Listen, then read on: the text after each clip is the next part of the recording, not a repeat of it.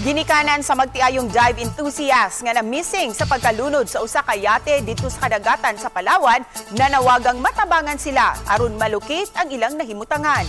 Niya ang report.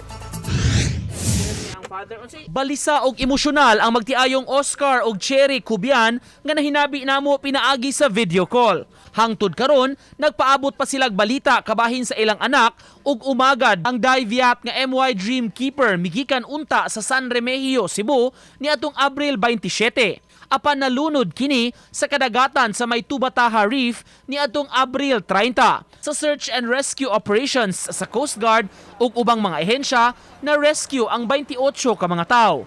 Apan upat gihapon ang pabilin nga missing, lakip ang magtiayong Marian ug Nino Anthony Labrador. Parehong nagpangidaron og 36 anyos. Sige ng Cherry nang hinaot nga may dugang himuon ang mga otoridad aron masusi kung atua ba ang magtiayon. Of course, mga equipment, makadetect malamang naabag din sa upo, mula sa ilahom, or ila maghangi ko anang boat. Sa mga to, basindra o roy ba? Kung na sila na ito na-appeal ba?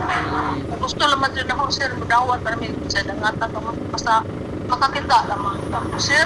Samtang pahibaw sa Coast Guard, nakaabot na sa Puerto Princesa City, Palawan, ang mga na-rescue nga sakay sa nalunod nga yate. Mibiyahe na padung sa Palawan ang igsuon ni Labrador aron makakuha og mga updates ug impormasyon sa nahitabo. Uban ni Godfrey Relien, Nico Sereno, GMA Regional TV Live.